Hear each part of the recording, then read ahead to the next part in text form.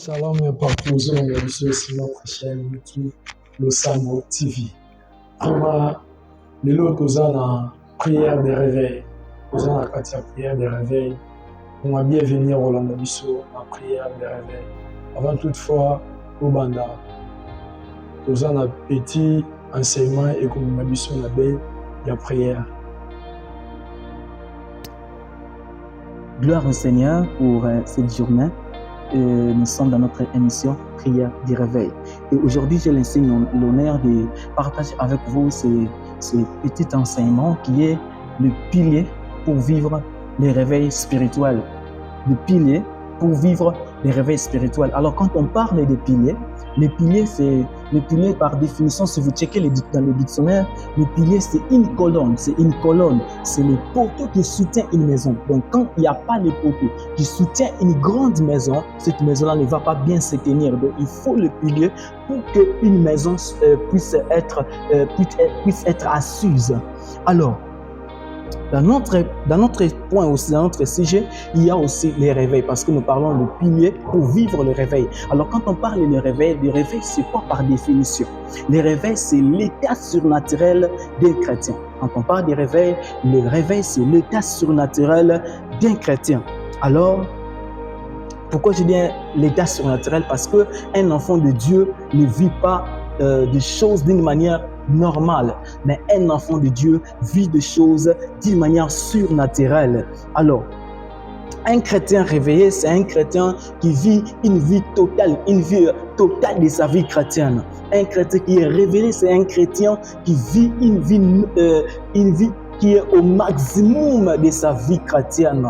C'est de ça que je suis en train de parler.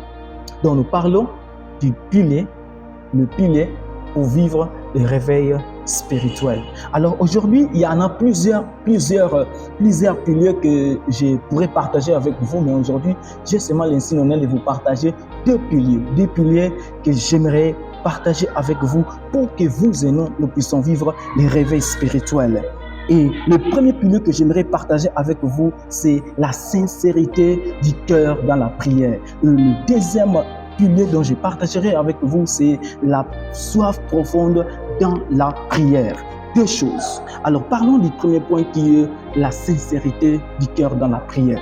Quand je parle de la sincérité du cœur de la prière, c'est quoi la sincérité? Dans la sincérité, il y a un concept qui sort de là qui est sincère. Qui est sincère. Alors, quand on parle de sincère, si vous checkez dans le dictionnaire, on va nous définir être sincère, c'est-à-dire quoi? Être véridique, être franc. Alors mon frère, ma soeur, toi qui veux apporter le réveil, toi qui veux déclencher un réveil, est-ce que tu es sincère en toi-même? Tu veux être un instrument du réveil, est-ce que tu es sincère? Quand tu te présentes devant Dieu, est-ce que tu es vraiment sincère?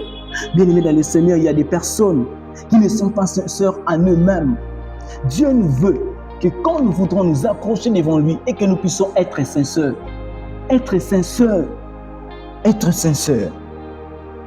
Alors dans la Bible, mes frères et sœurs, il y a un homme qui n'a pas été sincère en lui-même. J'aimerais nous donner quelques exemples par rapport à cela. Il y a un homme qui n'était pas sincère en lui-même. Et cet homme, c'est Jacob.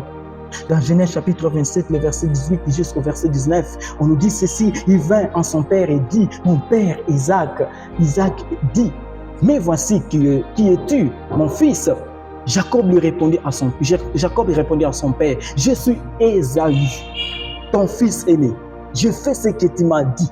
Lève-toi, je te prie, assis-toi et mange de mon gibier, afin que ton âme me bénisse. Écoutez, Jacob est en train de mentir son père. Il dit ceci. Son père lui pose la question, il dit ceci. Qui es-tu? Et puis il répond, je suis Ésaü. Ésaü, ton fils aîné. Mais nous tous, on connaît qu'il n'est pas Ésaü, il est Jacob. Jacob n'est pas sincère devant son père. Il ment son père. Bien-aimé de Dieu, vous savez, tu peux mentir les gens qui sont autour de toi, mais sache que Dieu te connaît tel que tu es. Tu peux nous mentir, nous les hommes, pour recevoir des choses, mais sache que tu es toujours c'est que tu es devant la présence de Dieu. Tu veux nous mentir, mais tu ne peux pas mentir Dieu. Dieu te voit tel que tu es. Jacob, on lui pose la question à son père biologique, qui es-tu? Et Jacob lui répondit, je suis Ésaü. Alors que nous tous on sait qu'il n'est pas Ésaü, il est Jacob. Il n'était pas sincère. Mais voici, la même question lui a été posée. Vous savez pourquoi il a répondu qu'il est Ésaü? Parce qu'il voulait voler la bénédiction de son frère. Et il avait fait. Vous savez, il avait obtenu la bénédiction de son frère par les mensonges. Vous savez, tu peux mentir les hommes pour recevoir des choses, pour recevoir des bénédictions, pour recevoir des promotions. Tu peux mentir à des hommes pour recevoir des choses. Mais mes frères et sœurs, tu ne peux pas mentir Dieu. Est-ce que tu es sincère? La même question que son père lui avait posée, l'ange maintenant lui pose la même question. Dans Genèse chapitre 33, vous allez commencer, je vais vous épargner de beaucoup de lectures. Vous allez commencer à partir du verset 27 jusqu'au verset 28. La Bible dit que Jacob demeura seul avec l'ange.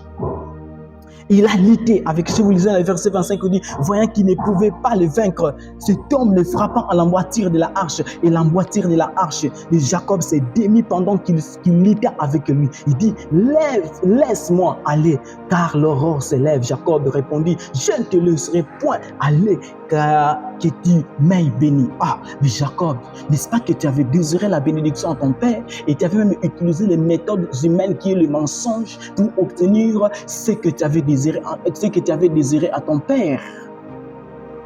Il dit, l'ange, avant que tu puisses partir, il faut que tu m'aies béni. Je ne te laisserai pas. Et l'ange lui pose la même question que son père lui avait posée.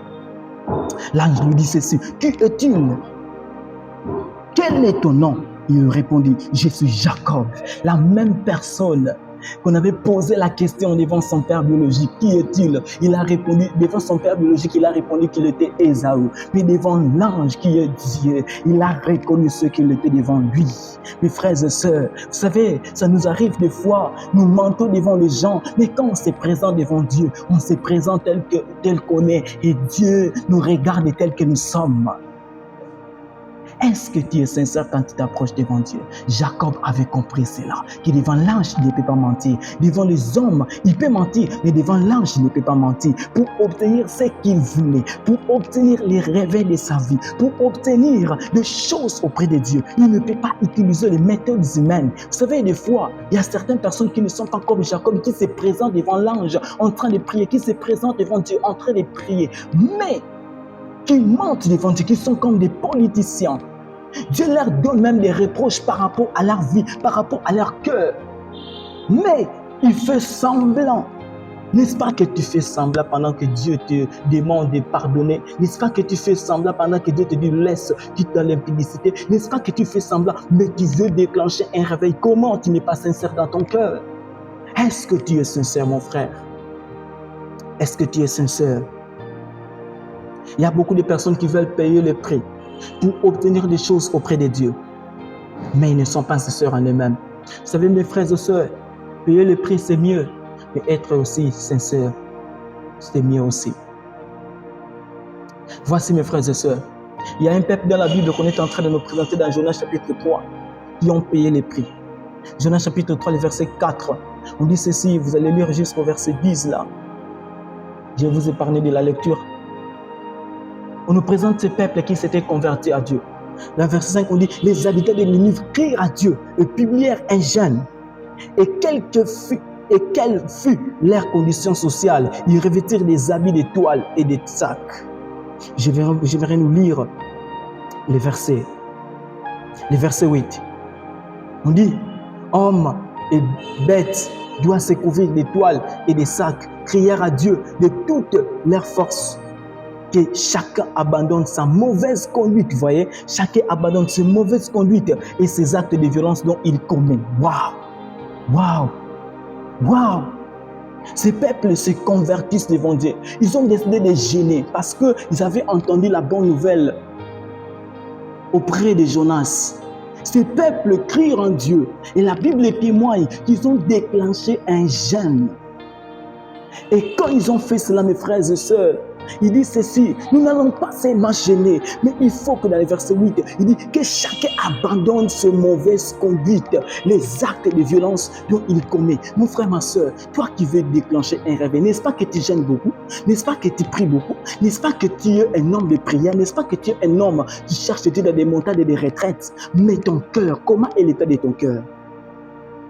Tu ne veux pas abandonner les péchés.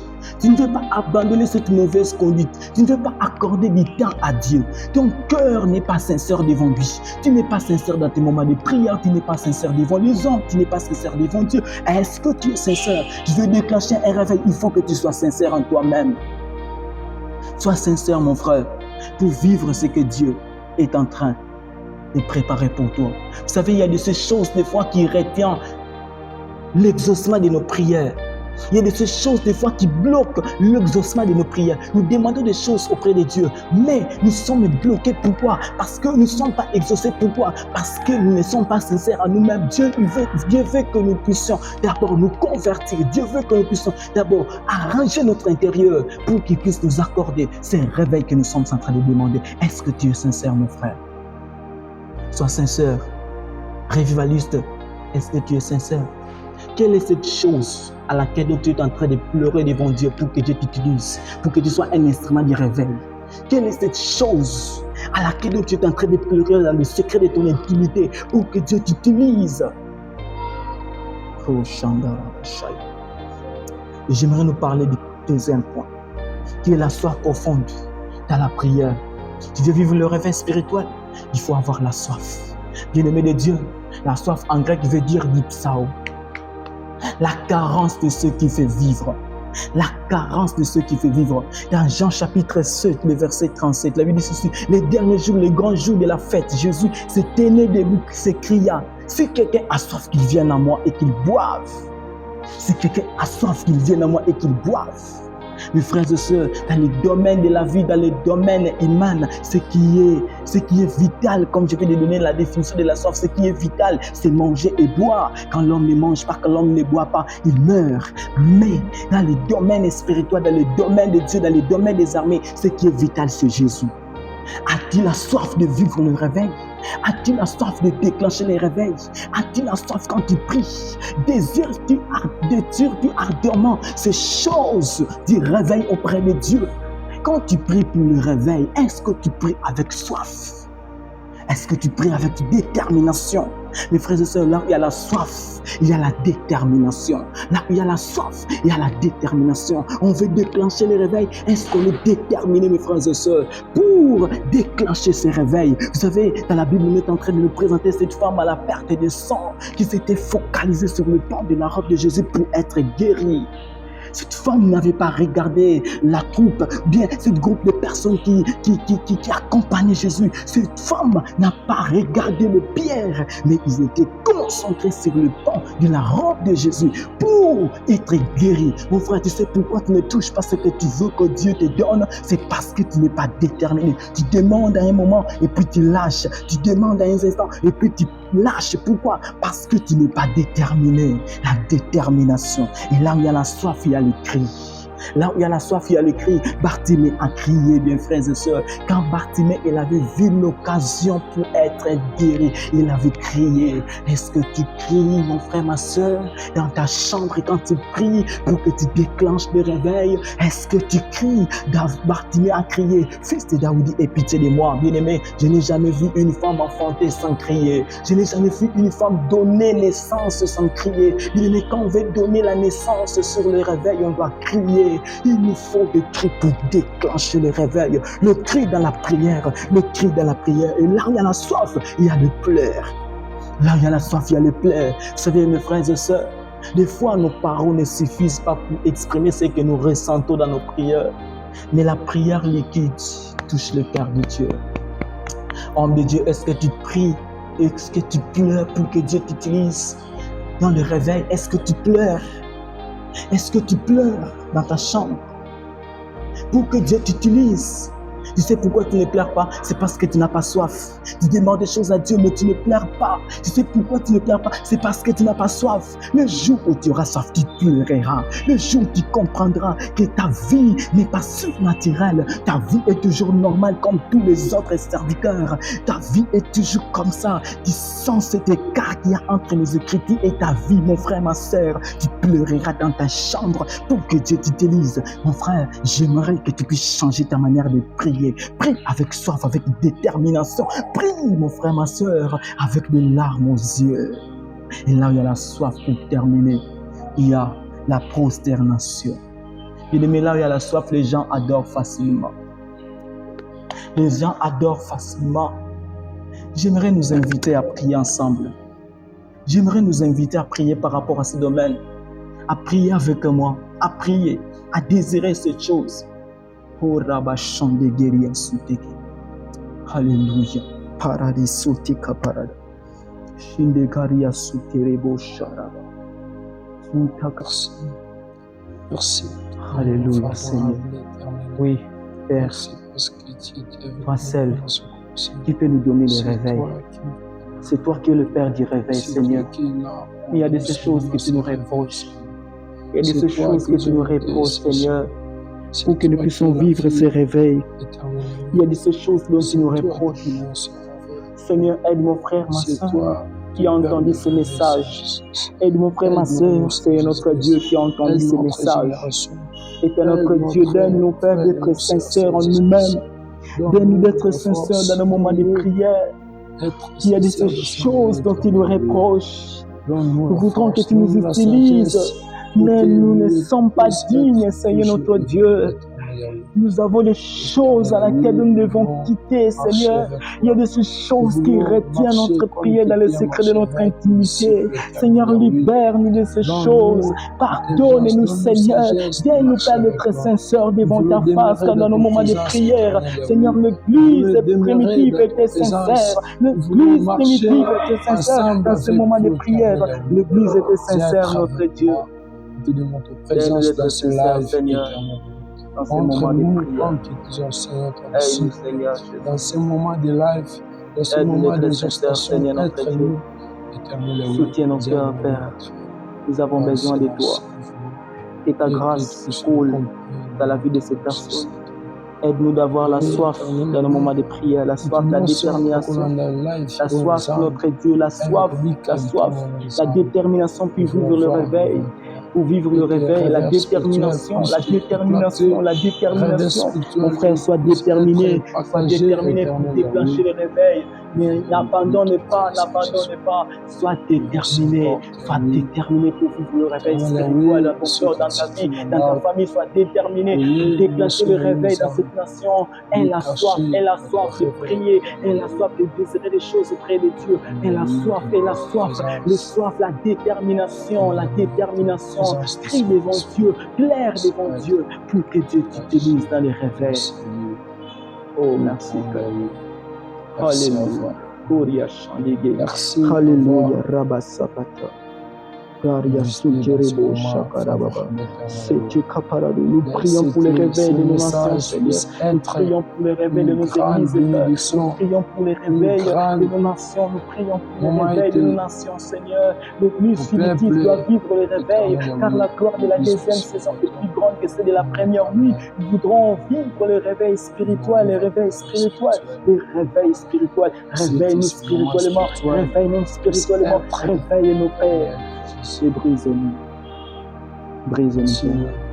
Au nom de Jésus, nous avons ainsi prié. Alléluia. Alléluia. Alléluia. Aide cet homme et cette femme qui est en train de nous suivre de partout. Aide. Aide-le. Au nom de Jésus. Merci, Père. Gloire à Jésus. Par les noms de Jésus. Gloire à Jésus. Nous voulons être dans plus plantés dans cette chaîne. Merci. Que tes noms puissent. Alléluia. Merci. Que tes noms soient de nous. Puisse être. Merci. Notre Que Dieu bénédiction soit glorifié. Alléluia. Amen. Jésus. Mon frère, tu veux vivre le réveil, sois sincère en toi-même. Sois sincère devant les hommes. Sois sincère devant Dieu. Pour que Dieu puisse t'utiliser. Pour que Dieu puisse t'utiliser dans l'histoire du réveil. Que Dieu nous aide et que Dieu vous bénisse abondamment. Frère Alvin, merci beaucoup pour ce moment. Que Dieu soit loué. Que Dieu soit loué. Merci. Vraiment, nous voulons vivre, frère, la présence de Dieu. Nous voulons vivre, frère, la prière de réveil partout dans le monde. Amen. Merci. Amen. Merci. Gloire au Seigneur. Amen.